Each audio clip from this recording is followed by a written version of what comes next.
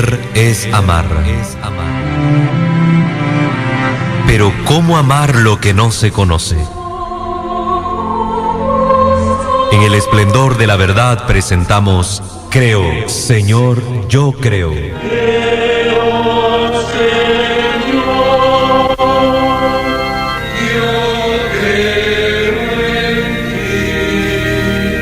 Juntos profundicemos en cómo es la vivencia cotidiana de nuestra fe.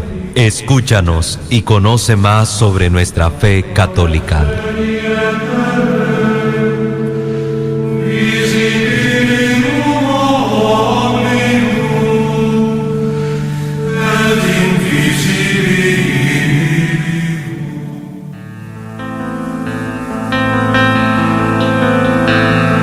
Ahora más que nunca y contra la opinión de tantos, entre voces de ultratumba y sus acordes camuflados. Hermanos, gracias por acompañarnos en una emisión más de este su programa Creo, Señor, yo creo, que llega a ustedes gracias a la señal de los 105.3 Radio Católica El Esplendor de la Verdad. Como todos los lunes está con ustedes su hermano en Cristo, el seminarista Walter Fajardo. Vamos a comenzar con el programa de este día. Ahora más que nunca y contra la opinión de tantos. Queridos hermanos, estamos abordando esta temática acerca de la Santísima Virgen María y estamos hablando de todos estos dogmas marianos. Hemos tocado ya el dogma de la maternidad divina, hemos hablado de la virginidad perpetua de la Santísima Virgen María y hoy pues queremos hablar acerca de otro de los dogmas importantísimos, la asunción de la Santísima Virgen María en cuerpo y alma al cielo. La asunción de la Virgen María en cuerpo y alma al cielo. Otro de los dogmas de nuestra fe católica. Y es importante tocar estos dogmas para conocer más perfectamente nuestra fe. Es cierto que los temas acerca de nuestra Virgen, de nuestra Madre, nos podríamos explayar aquí más de una hora y durante muchos capítulos, pero por cuestión tiempo y por factor de formación para que puedan ustedes tener pistas generales, pues vamos a tocar a grosso modo estos temas para que usted también le queden conocimientos ciertos en su mente, pero también usted pueda llegar y profundizar desde sus estudios personales todos estos temas que son una riqueza. Por eso me gusta compartirle siempre la bibliografía para que usted profundice en estos temas. Y hoy vamos a utilizar dos libros, la Enciclopedia del Católico para Salvarte del padre Jorge Loring y también vamos a utilizar el libro Enigmas de la Biblia del licenciado Ariel Álvarez Valdés para que todos los que puedan conseguirlo pues lo adquieran. Pues muy bien, ¿qué decir al respecto? En las iglesias suele haber muchas imágenes de la Virgen, las distintas advocaciones de nuestra Madre, la Virgen del Carmen, la Virgen del Rosario, Nuestra Señora de Fátima, etcétera. Todas estas representan a Nuestra Señora que está en el cielo en cuerpo y alma. Esta elevación de María al cielo en cuerpo y alma se llama Asunción, que es un dogma de fe que fue definido por el Papa Pío XII. Pío XII, imagínense, recientemente definido. Diciendo que es recientemente definido no quiere decir que la Iglesia lo acaba de inventar, no. Recuerden que al declarar un dogma lo único que la Iglesia está haciendo es ratificar y decir de manera solemne una verdad de fe contenida en la divina revelación y creída y guardada por la tradición de la Iglesia a lo largo de todos los siglos, que es expuesta de una manera clara por el magisterio pontificio para que no quepa duda al respecto. Entonces, lo que se ha dicho de la Virgen como esta creencia de que está asunta en el cielo no es un invento del Papa Pío XII, sino que el Papa ha declarado una verdad que ha sido creída a lo largo de los siglos, de los 2000 años de existencia de la Iglesia por todos los cristianos. Esta encíclica, esta bula llamada Munificentissimus Deus del Papa Pío XII fue entregada a la Iglesia el 1 de noviembre de 1950. Ahí fue declarado el dogma de la Asunción de la Virgen. Ser llevada, se dice en latín, assummi, de donde procede el término asunción, de significado pasivo, para distinguirla de ascensión, que tiene significado activo. Y es así porque recuerden que el misterio de Jesucristo se nos dice que Él por su propio poder, por su propia virtud, Él ascendió al cielo, mientras que la Virgen por el poder de Dios fue llevada a los cielos. Por eso decimos esta diferencia. Jesús ascendió al cielo, María fue asunta a los cielos. Es algo que nosotros tenemos que tener con claridad en nuestra mente. La asunción de María tiene dos significados. El uno es negativo, en cuanto supone que su cuerpo santísimo no sufrió la corrupción del pecado, cosa que para nosotros es plausible, es creíble y está en la Biblia, en el sentido de que Cristo nuestro Señor, como el primero entre los muertos, primogénito entre los resucitados, primogénito entre los muertos, tampoco experimentó la corrupción en la carne, como lo dice el Salmo que rezamos nosotros en la completa todos los jueves en la noche. No dejarás a tu fiel conocer la corrupción. Pues igual a Cristo nuestro Señor, pues se le permitió esta gracia, no vivió la corrupción en su carne, y la Virgen Santísima tampoco la vivió, por las cosas que vamos a hablar más adelante. Y si Jesús lo pudo vivir y Él es modelo de lo que nosotros vamos a experimentar, ¿por qué negarle a María esta posibilidad de tampoco experimentar en su carne la corrupción? El otro modo, el otro significado es el positivo, que significa la glorificación del mismo cuerpo. Pues con esto decimos que María ya está resucitada y ha vivido de manera anticipada este estado de resurrección como premio a su fidelidad y por una obra de la voluntad divina que así lo ha querido. Dios lo ha querido, ¿quiénes somos nosotros para negar lo que Dios ha deseado hacer en la Santísima Virgen?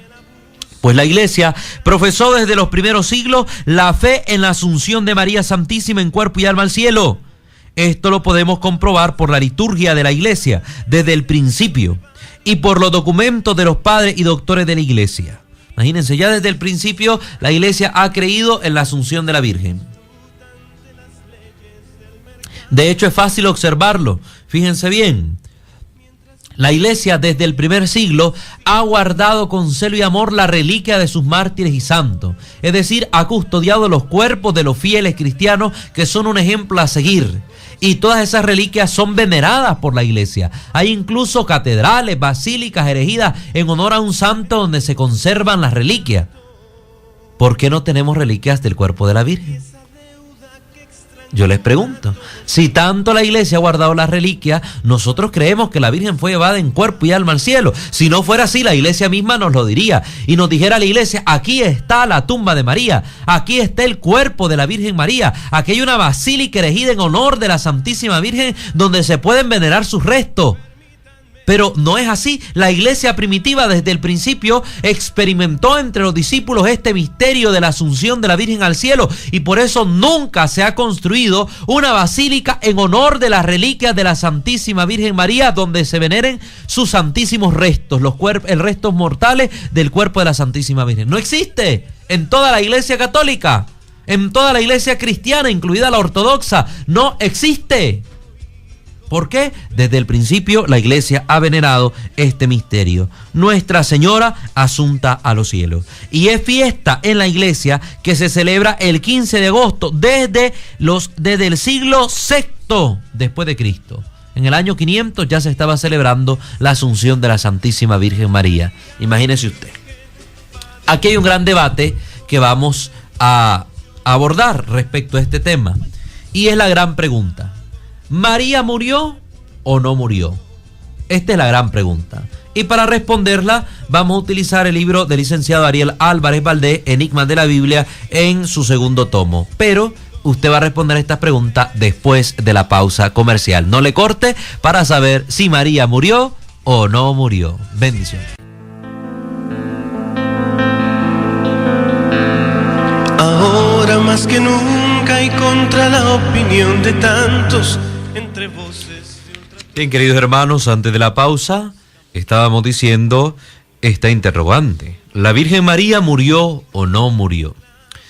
Cuando fue declarado el dogma de la Asunción de la Santísima Virgen María por el Papa Pío XII, se quiso dar respuesta a este problema. ¿Por qué razón? Porque entre las iglesias tanto la católica como la ortodoxa, donde se observaba este misterio de la Asunción a la Virgen, existía un conflicto, y este conflicto se centraba en esto precisamente: ¿María murió o no murió? En la Iglesia ortodoxa se afirma que María no experimentó la muerte, y se observa la fiesta bajo el título de la dormición. María simplemente se durmió y fue llevada al cielo. Mientras que los teólogos católicos han observado desde el principio que María sí experimentó la muerte. Y vamos a dar todas las razones para poder fundamentar la creencia católica en que María realmente tuvo que morir antes de ser asunta al cielo. Muchos católicos han creído durante siglos que la Virgen María no había muerto, como las demás criaturas, que al llegar la hora de su partida de este mundo se quedó dormida, como en un sueño profundo, y así fue llevada en cuerpo y alma al cielo, y que por lo tanto su cuerpo no había sufrido la corrupción que normalmente experimenta un cadáver. Aquí se dice los católicos desde el principio, porque recuerden que la Iglesia siempre una, pese a que ha vivido estas divisiones, como la gran división del Cisma de Oriente del año 1050, ¿verdad?, cuando se dividió con Miguel Ceruleano. Pero bueno, ya he explicado esto, entendemos que la creencia popular cristiana es que la Virgen fue llevada al cielo, pero estaba siempre este debate de que si murió o no murió. Esta creencia de que la Virgen simplemente se durmió se formó a partir de 3 pasajes de las Sagradas Escrituras, en los cuales expresamente se dice que la muerte entró en el mundo por culpa del pecado de Adán y Eva.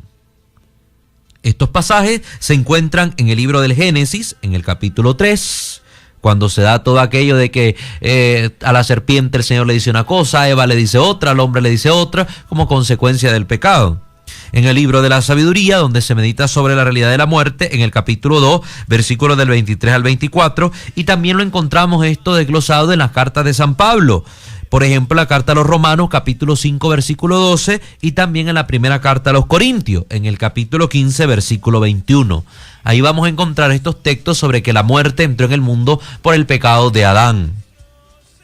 Si pues la muerte entró en el mundo por culpa del pecado de Adán y Eva, y entonces, antes de que se cometiera aquel pecado, los hombres eran todos inmortales y gozaban del paraíso en inmunidad ante el dolor, la enfermedad y la vejez, ahora bien, los hombres perdieron la inmortalidad con el pecado.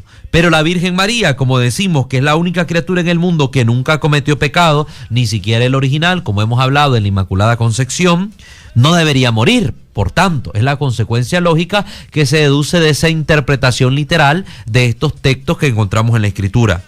Y por eso, muchos concluían que debió pasar directamente de la vida terrena a la vida eterna. Una conclusión desde la lógica. Pero vamos a ver cuál es el problema en esta interpretación literal que se hace de estos textos. Primero, hablamos aquí acerca del silencio del Papa, dice aquí el licenciado Ariel Álvarez Valdés. Esta opinión de que si la Virgen murió o no dividió a los estudiosos católicos durante mucho tiempo, ya que otros creían expresamente que la Madre de Dios sí había muerto, pues es la condición normal de todo ser humano. Nosotros lo podemos ver, todo tiene su proceso. La naturaleza misma tiene inscrita un proceso, un ciclo de vida, donde vemos que la vegetación crece, se desarrolla, se reproduce en algún momento y después muere, igual los animales tienen todo este proceso. Por tanto, la Virgen María, al pertenecer a nuestra raza humana, una raza que está sumergida en las debilidades de la naturaleza y en la condición propia de la naturaleza, debía también morir. ¿Por qué no experimentar la muerte? Entonces, cuando en 1950 el Papa Pío XII declaró el dogma de la Asunción de María, es decir, que María fue llevada por Dios en cuerpo y alma a los cielos, hubo una gran expectativa entre los teólogos, pues pensaron que aclararía también la cuestión de su muerte. Sin embargo, ¿qué ocurrió? En esa oportunidad, el pontífice dijo, oiganlo, el contenido esencial del dogma: declaramos ser dogma divinamente revelado que la Inmaculada Madre de Dios, terminado el curso de su vida terrena, fue llevada en cuerpo y alma a la gloria del cielo. Pero con esto, ¿qué pasó? El Papa dejó el problema sin resolver, pues no explicó si fue llevada después de morir o sin que hubiera muerto. Entonces, esto lo hizo el Papa igual para tratar de mantener una relación lo más somera y pacíficamente posible con la Iglesia Ortodoxa, que estaba siempre defendiendo la dormición de María Santísima. Pero al final habría una respuesta de la Iglesia a esta problemática. Y fue finalmente San Juan Pablo II quien en 1997, en una de sus acostumbradas catequesis semanales, se pronunció sobre esta controversia teológica, manifestando que la Madre de Jesús sí murió. El Papa Juan Pablo II lo ha definido en su magisterio pontificio, en sus enseñanzas, en aquellas catequesis famosas del Papa Juan Pablo II, pues él aclara en 1997 que María experimentó realmente en su cuerpo la muerte y que por lo tanto ella también tuvo que vivir este proceso natural a nuestra condición de seres humanos. Se pronunció el Papa entonces sobre esta controversia teológica, manifestando que la Madre de Jesús sí murió y que por lo tanto debía experimentar en su propia carne el drama de la muerte como toda criatura humana. ¿Están entendiendo esto? Miren, si el Hijo de Dios, Dios mismo, tomó nuestra naturaleza y se hizo igual en todo a los hombres, incluso hasta en la muerte, pues murió, como María, que una de nuestra raza no iba a morir. Estaríamos elevándola por una categoría más alta que la misma condición humana de aquel que es el Verbo eterno encarnado. ¿Entienden todo lo que está de trasfondo? Porque es necesario aclarar que la Virgen realmente experimentó la muerte. El Papa justificó su afirmación por 3 motivos. En esto se basó Juan Pablo II para confirmar lo que él propone como una verdad que nosotros tenemos que creer. Primero, porque toda la tradición de la Iglesia ha sostenido siempre que María fue llevada al cielo después de morir. Y en efecto, desde los primeros siglos cristianos encontramos a grandes figuras de renombre, como San Epifanio en el año 403, San Ambrosio en el 397, San Jerónimo en el 420, San Agustín del 430, San Juan Damasceno del 749, San Anselmo del 1109, Santo Tomás de Aquino del 1274, San Alberto Magno del 1280 y a San Bernardito de Sena en el 1444, y una larguísima lista de escritores eclesiásticos que sostienen de una manera clara y taxativa la muerte de la Virgen. Como ven, hemos citado autores desde los primeros siglos de la cristiandad hasta siglos bastante cercanos a nuestra época, y autores de renombre, grandes teólogos que siguen marcando con su pensamiento la fe de la Iglesia en la actualidad y que han sostenido desde siempre que María fue llevada al cielo después de haber experimentado la muerte. Entonces el Papa San Juan Pablo II, para ser fiel a la tradición de la Iglesia, ha declarado que María ciertamente murió. Lo dijo en 1997, repito. El decir otra cosa es ir en contra de la sagrada tradición divino-apostólica. Imagínese usted, tenga cuidado con lo que dice. Solo a partir del siglo XVII, ¿verdad?, comienza a aparecer la opinión de la inmortalidad corporal de María. Por eso quienes sostienen que la Virgen no había muerto se oponen de manera radical, total y directa a la tradición de la Iglesia Católica. Vamos a ir a una pausa nuevamente para después dar las otras 2 razones que el Papa Juan Pablo II afirma para explicar por qué él se atreve a decir lo mismo que la Iglesia siempre ha dicho, que María experimentó la muerte en la carne. Vamos a la pausa y regresamos. Ahora más que nunca y contra la opinión de tantos. Queridos hermanos, estamos dando las razones entonces por las que el Papa Juan Pablo II ha dicho que la Santísima Virgen María ciertamente experimentó la muerte en su carne. La primera razón, ya la hemos explicado, es la razón histórica de la tradición, la que ciertamente ha avalado a lo largo de los siglos que María, al ser llevada al cielo, tuvo antes que haber experimentado la realidad de la muerte. En segundo lugar, porque pensar que la Virgen no murió es otorgarle un privilegio que la colocaría por encima de su propio Hijo, ya que Jesucristo tampoco tuvo pecado, el Cordero Inmaculado del Padre, recuerden. y sin embargo sí murió. ¿Cómo pues no va a morir María? Que recuerden que la muerte es inherente a nuestra naturaleza humana. Vamos a hablar de eso un poco más adelante. En tercer lugar, porque para resucitar es necesario antes morir, si no, no se puede hablar de resurrección.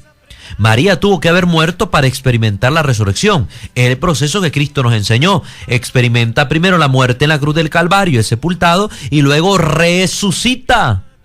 Resucita. Entonces, sin la muerte previa es imposible la resurrección. Ahora bien, si María no hubiera muerto, ¿cómo habría podido resucitar? Porque está gloriosa en el cielo, está en estado de resurrección. Su cuerpo físico ya no está atado a las leyes de la física. Por eso hemos podido ver las apariciones extraordinarias de nuestra madre en el sentido de las visiones que se han podido experimentar por los videntes a lo largo de los siglos. ¿Cómo habría podido ir al encuentro de su hijo y de todos los santos que primero murieron y luego resucitaron? ¿Cómo si ella no muere? Tiene que haber muerto primero. Tiene que haber muerto primero. Miremos ahora lo que nos sigue diciendo el licenciado Ariel Álvarez Valdés. Por todo ello, María de Nazaret, concluye el Papa, sí murió a pesar de no haber tenido pecado.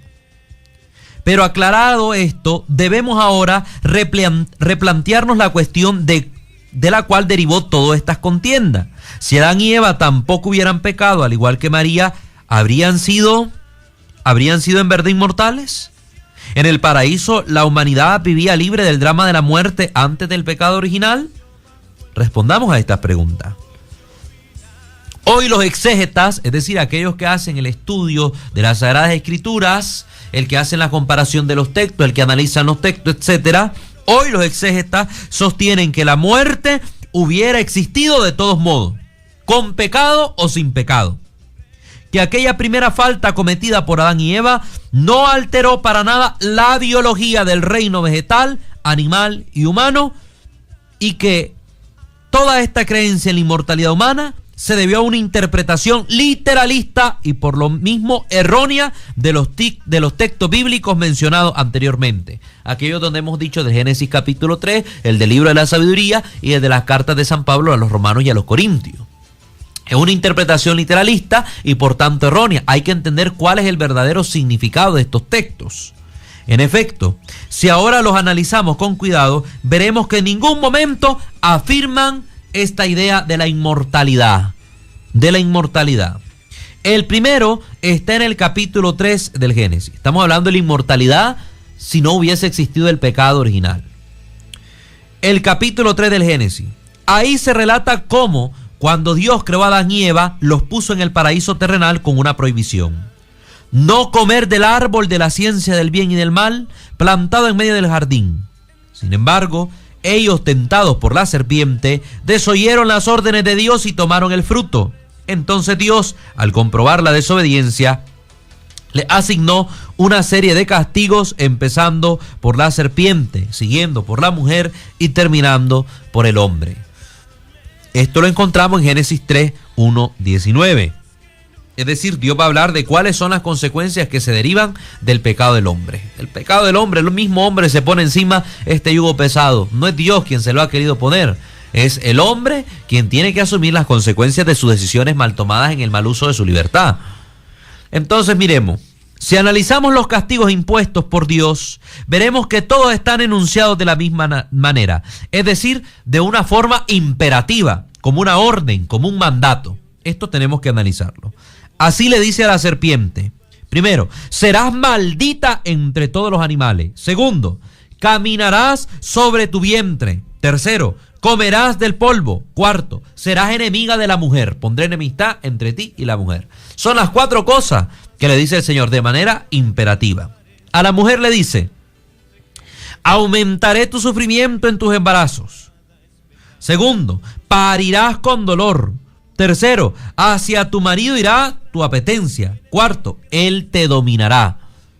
Respecto a Adán, el Señor dice: maldita será la tierra por tu culpa. Sacarás de ella tu alimento con gran trabajo. El suelo te producirá espinas y abrojos. Cuarto, comerás la hierba del campo. Quinto, comerás el pan con el sudor de tu frente. Recuerden que esto es una reflexión teológica que han hecho los hombres de fe después de toda esta vivencia del pecado. Es decir, que le han puesto en boca de Dios estos castigos que el hombre ya experimentaba luego como consecuencia del pecado. A propósito, pueden ver en mi programa Reconstruye TV en YouTube lo que hablo acerca de que si realmente Dios desea el mal para el hombre, que si Dios castiga, ahí lo explicamos con claridad, por qué existen los males y la muerte. Creo que es el episodio número 38. Ahí lo pueden ver para entender mejor esto. Bueno, después de todas estas órdenes que Dios da, añade al final: hasta que vuelvas al polvo de donde fuiste sacado, pues eres polvo y en polvo te convertirás. Como podemos ver, esta frase, hasta que vuelvas al polvo, no forma parte de los castigos impuestos por Dios, de estas órdenes imperativas. Es una simple información que Él le da a Adán sobre cuánto tiempo tendrá que sufrir estos males. Hasta que vuelva al polvo, es decir, hasta que le llegue la muerte, que se le da por sobreentendida. Aquí la muerte no la puso Dios como un castigo y le dijo al hombre: ahora morirás. No, la muerte más bien ya estaba sobreentendida, y en estas palabras que Dios hace ver al hombre que son la consecuencia de sus pecados, simplemente le informa que todas estas consecuencias las va a experimentar y las va a vivir a lo largo de su vida hasta que regrese al polvo. Por lo tanto, en Génesis 3, la muerte no es un castigo impuesto por Dios, sino que algo que se presume propio de la naturaleza. El autor sagrado con esta expresión entiende que antes del pecado, la muerte ya era el fin natural del hombre y que los nuevos castigos se deberán sufrir hasta que sobrevenga esa muerte.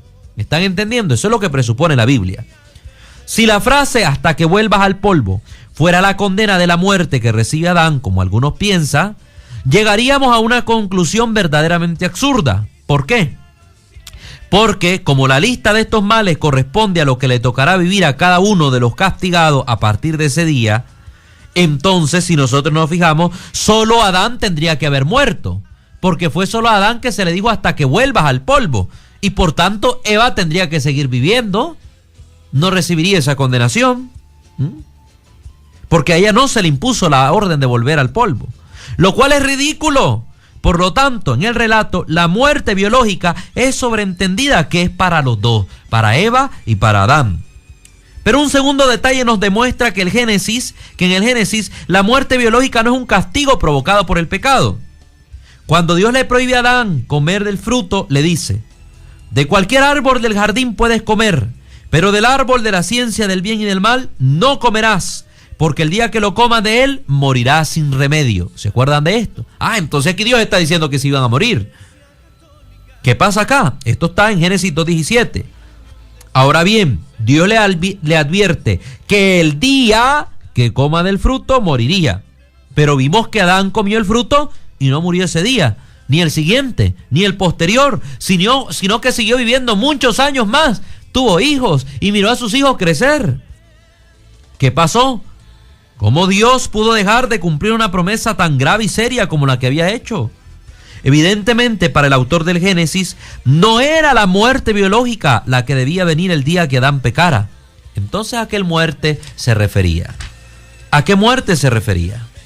El segundo texto bíblico que menciona a la muerte como consecuencia del pecado está en el libro de la Sabiduría y dice: Dios creó al hombre para la inmortalidad, lo hizo a imagen de su propia naturaleza, pero por envidia del diablo entró la muerte en el mundo y la experimentan todos los que le pertenecen. Aquí también es indudable que la muerte que entró en el mundo por envidia del diablo no puede ser la muerte física, porque aclara que le experimentan los que le pertenecen al diablo, es decir, los pecadores. Pero en cambio nosotros vemos que la muerte física la experimenta todo el mundo, santos, pecadores, buenos, malos, justos e injustos. Por ello, la muerte de la que habla el libro de la Sabiduría no es la corporal. ¿Cuál es la muerte que entró en el mundo por envidia del diablo? Otra pregunta que debemos responder, y lo vamos a hacer después de la pausa, que esperemos en Dios nos dé tiempo para abordar lo que nos queda.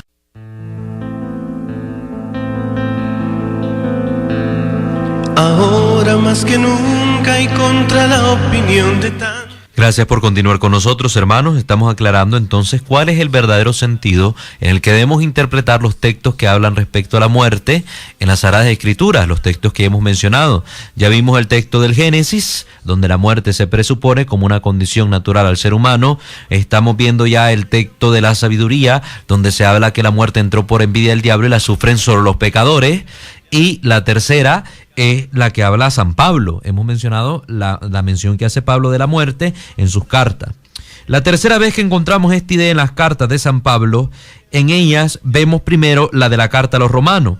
El apóstol le dice: por un solo hombre que pecó entró la muerte en el mundo, y por el pecado entró la muerte. Y así la muerte alcanzó a todos los hombres porque todos pecaron. Romanos 5:12.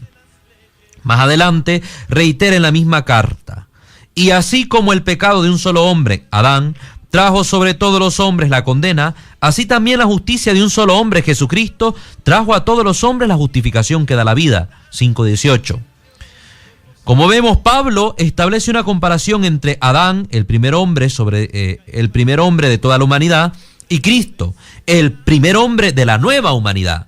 Y afirma bien que la muerte entró en el mundo a través del pecado de Adán, y que Cristo vino a reparar esa tragedia trayendo el perdón y la nueva vida. Ahora bien, ¿cuál es la nueva vida que trajo Jesucristo al mundo para reparar la pérdida de Adán? No es, por supuesto, una vida biológica. Los hombres no tienen un mejor funcionamiento físico o biológico gracias a la venida de Jesucristo. Entonces tampoco fue una muerte biológica la provocada por el pecado de Adán. Se deduce fácil. Para la Biblia la muerte es lo más natural. Estas son las únicas veces en que la Biblia sostiene que la muerte entró en el mundo por el pecado. Y como vimos, en ninguna de ellas se refiere a la muerte biológica. Por eso hoy los biblistas ya no aceptan la idea de la inmortalidad corporal antes del pecado original. Más aún, si analizamos las otras veces que en la Biblia se habla de la muerte, se sobreentiende que ésta existe como algo normal, que forma parte del ciclo natural del ser humano y que tarde o temprano todo individuo la debe experimentar por el simple hecho de ser hombre. Nunca vemos que nadie se rebele contra ella, ni que se lamente de que por culpa de una primera pareja haya aparecido tan horrorosa realidad. En la Biblia nunca encontramos eso. Nunca lo encontramos. Por tanto, en la Biblia la muerte aparece como un paso ineludible y forzoso. Vida y muerte forman parte del ciclo normal del destino humano. Por eso se le acepta siempre sin discusión ni especulaciones posibles de lo que habría podido pasar en caso de que no hubiera existido el pecado. Jamás en la Biblia vemos esto. Nadie se explaya diciendo y explicando qué hubiera sido si el hombre no hubiera caído en el pecado. En ninguna parte de la Biblia lo vemos. Porque era necesario, el hombre tendría que morir. Pero si no hubiera pecado, ¿y el hombre para qué iba a morir entonces? Si debió vivir siempre en amistad con Dios. Es la misma respuesta que hay que dar entonces por qué los ángeles pecaron. Tuvieron una prueba. ¿Por qué fueron probados? Porque el amor que Dios quería que fuese una respuesta al amor de Él de parte de sus criaturas, debía ser un amor que brotara de la libertad del hombre espontáneamente. Y para que ese amor brotara libre y espontáneo, era necesario esa condición donde el hombre pudiera elegir entre A o B, donde se pudiera elegir entre Dios u otra cosa. Entonces, por esto se dio la prueba. Por esto era necesario que el hombre existiera en esta forma terrena y que experimentara también la muerte como parte normal del ciclo de vida y de existencia, para experimentar luego, después de esta realidad imperfecta y terrena y material, una realidad muchísimo mayor, la realidad trascendente, la realidad espiritual. Por eso el hombre podía morir aunque no hubiera pecado, porque la muerte es una condición natural de la naturaleza. La materia tiene esta función, este funcionamiento, es parte de nuestro ser. Aclaramos ahora cuál es la muerte que apareció en el mundo por culpa del pecado. Actualmente los teólogos señalan que no se tratan, como decía antes, de la muerte biológica, sino de una muerte psicológica, una muerte en el campo espiritual. ¿Qué es esta muerte espiritual, esta muerte psicológica? En caso de que los hombres no hubieran pecado, la muerte física igualmente habría existido, pero no se le habría experimentado como algo terrorífico y desesperante. El hombre la habría podido afrontar con la paz y el gozo de los amigos de Dios. La muerte habría sido un simple viaje, una partida feliz y placentera, un paso gozoso hacia el encuentro con el Señor, una despedida momentánea de parientes y conocidos, con la seguridad de que pronto volveríamos a encontrarlos de un modo más pleno y perfecto en Dios. Pero a partir del pecado, se nos nubló la vista. Dejamos de ver a la muerte como un paso dichoso hacia la vida con Dios y empezamos a verla como una verdadera muerte, es decir, como algo pavoroso y traumático, que nos angustia y nos agobia, que nos acosa en cada momento de la vida y en donde se estrellan todas las esperanzas y las ilusiones humanas, porque ya no sabemos bien qué nos espera del otro lado ni cómo será el más allá. Esa es la muerte espiritual, esa muerte psicológica, el apartarnos de la vida de la gracia, el estar sumido en la desgracia. Es la muerte que apareció con el pecado. Es la muerte que apareció con el pecado. Por no haber entendido esto, hemos creído que la Virgen María fue preservada de la muerte corporal como si ésta en sí misma fuera un castigo o un mal de fábrica, cuando en realidad el mal está en cómo se experimenta esta muerte. Con la venida de Cristo, la muerte psicológica, esta muerte espiritual, fue vencida, es decir, perdió su carácter horroroso, trágico, y volvió a recuperar su rostro anterior. Con Cristo el hombre recobró la posibilidad de ver la muerte como era en un principio, un sereno encuentro de amigo íntimo, Dios y el hombre. Por eso San Pablo habla de ella como un dormirse en Cristo. Primera carta a los Corintios 15:18. Dice que prefiere salir de esta vida para vivir con el Señor, desea morir. Segunda de Corintios 5:6. Y que para él la vida es Cristo y la muerte una ganancia. Filipenses 1:21. Cambia Cristo la concepción de la muerte. Desde entonces, miles y miles de cristianos a lo largo de la historia han afrontado la muerte con tranquilidad y alegría. Y por eso, cuanto más cerca está uno de Dios, menos temor experimenta frente a la muerte, porque sabe que esta ya no es más muerte, sino una luminosa salida hacia el abrazo final y eterno con Dios, el Dios del amor. Jesucristo ya le ha arrancado la máscara aterradora a la muerte. Está entre nosotros el volver a concebirla como era antes, para que la futura posibilidad de su venida, que a todos nos aguarda, no amargue, ni angustie, ni entristezca el tiempo de la espera. Con razón dice el libro del Apocalipsis: dichosos los que mueren en el Señor. Dichosos los que mueren en el Señor. Y esto es lo que vio la Virgen. Murió en el Señor, pero fue llevada al cielo.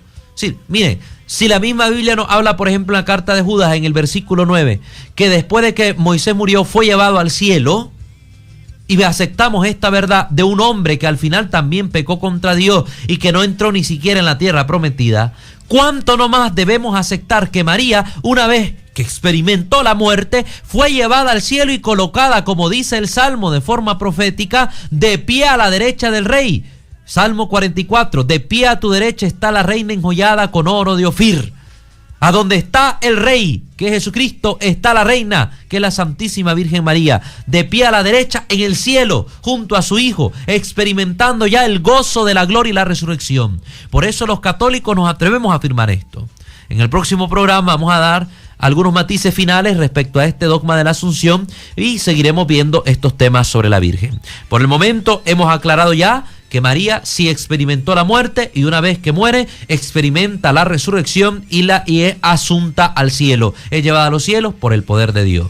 Pues agradecemos, queridos hermanos, su sintonía. Les recordamos que este programa tiene su reprise los sábados a las 7 de la mañana por esta misma radio. También los domingos a las 8 de la mañana por las 94.9 en Televisión Radio. También los días viernes a las 11 de la mañana por Radio Fe Ocotal. Entonces les agradecemos a todos ustedes por su fiel sintonía. Recuerden darnos un like en nuestra página de Facebook, Creo Señor Yo Creo, y suscribirse a nuestro canal de YouTube para adquirir todos estos videos.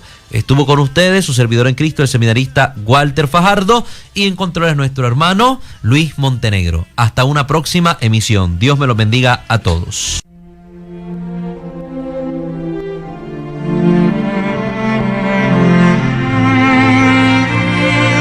Creer es amar.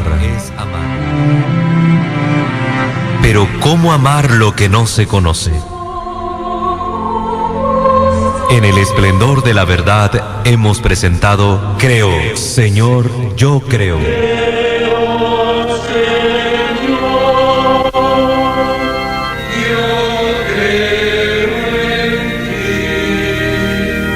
Donde juntos profundizamos en cómo es la vivencia cotidiana de nuestra fe.